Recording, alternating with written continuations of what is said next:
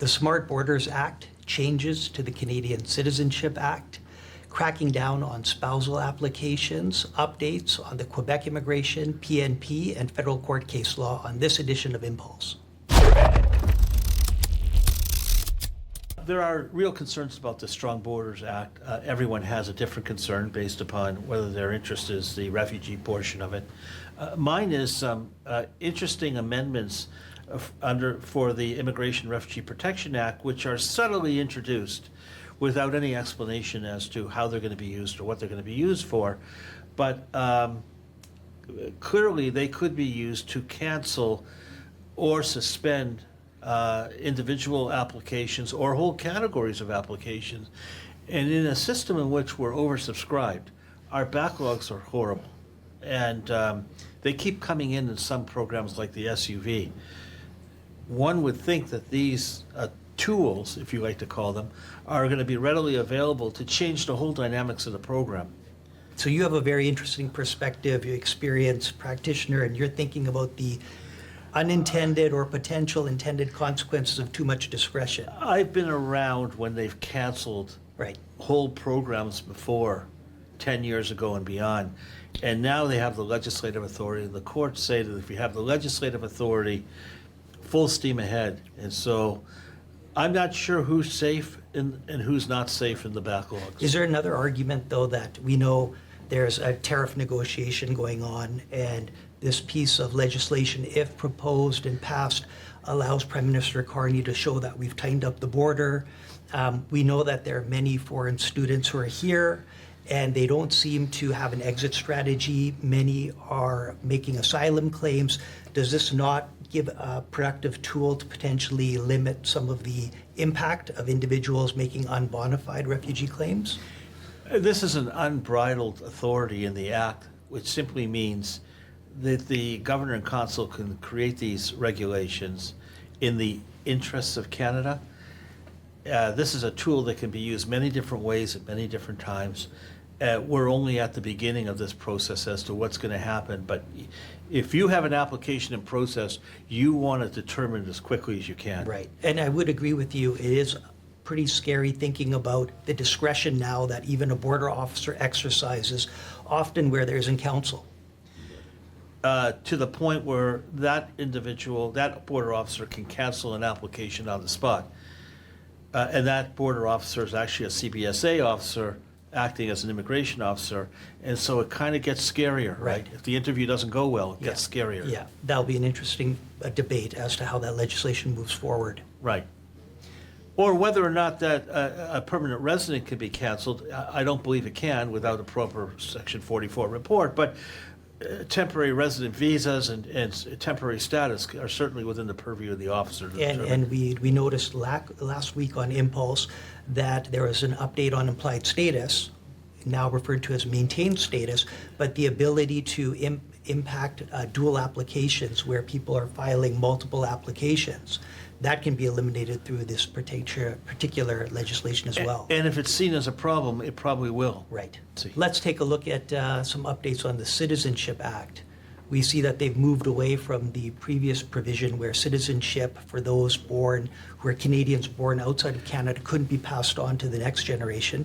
They've made a change where, going forward, there is a new test of substantial connection. You need at least 3 years prior to being able to pass that right on, but it's a more liberal approach to the previous rule that exists today. And in line with a court decision that required them to make the change. Yeah. So meaning that it's not a gratuitous offering from IRCC, no, it's a little late, but unconstitutional position, but they're reversing it. Right.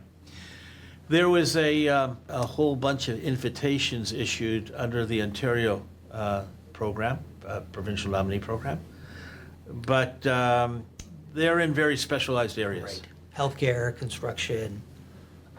Well, the point is, it's really not about a lot of the general people who may have, who may be under, people who just with employer job offers, so to speak. And so you're not going to get much relief there. The express entry program is pretty tight. And the provincial nominee programs have been cut across Canada.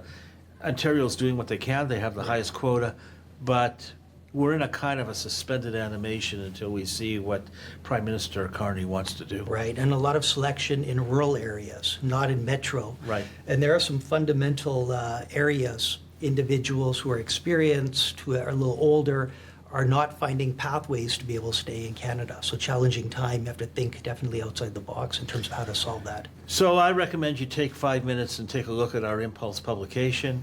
We've covered it all. We give you links to the sources. And we also throw in newspaper articles, which are quite interesting. Yeah, that's a great point. The one article that was quite interesting was on the issue of individuals who apply for express entry but do not include their spouse. Right. In some cases, adding the spouse decreases the points. Right. And we've seen a growing trend of procedural fairness letters where individuals on spousal applications, when they try to add their spouse back in, are being told that they may have misrepresented on their express entry profile by not including the spouse. Depending on what the reason is for not including Correct. this, if there's a bona fide reason, Right. it's going to be pretty hard to get at those Right. cases. But if you're just trying to game the system, you could run into a 5-year bar. Well, it's nice that we finished this on an upbeat. You have to be strategic and you have to be careful. It's tempting because it's tough to get an invitation, but you have to do it the right way. And what maybe just to end off, a little update on Quebec. It's also going in a certain direction that's pronounced. What direction would that be, Naman? Well, like much of Canadian immigration, we see capped immigration. We see a reduction on temporary Right. foreign workers. Right. We see a reduction on PR numbers. And even after you've been in Quebec for 3 years, Right. you may have to be able to satisfy a French test to be able to show proficiency. Right, so I wouldn't pack up the luggage yet to go to Quebec. Not just yet. It looks like they're not, Right. they're looking at a system that's going to decrease acceptances of immigrants over the next 3 years. Right. Was that the upbeat that we were going to finish on? I think we covered it all. Yeah, I think so. Yes. Thanks for joining this edition of ImmPulse. If you have any questions or clarifications, please feel free to reach out to either of us. Howard Greenberg, Noman Hameed, we're more than pleased to answer. Thank you. Okay. Go ahead. You look too red, right? Your face is like a tomato right now. Right, is it? Yeah, it is red. Why, do you notice that? Two very important pieces of start again. Go. Of legislation. I think that's what you wanted to say. Correct, that's right. Wait, a change might be called in now. You're sitting on it. I think that's blooper material, right? You don't think that's right? That's amazing.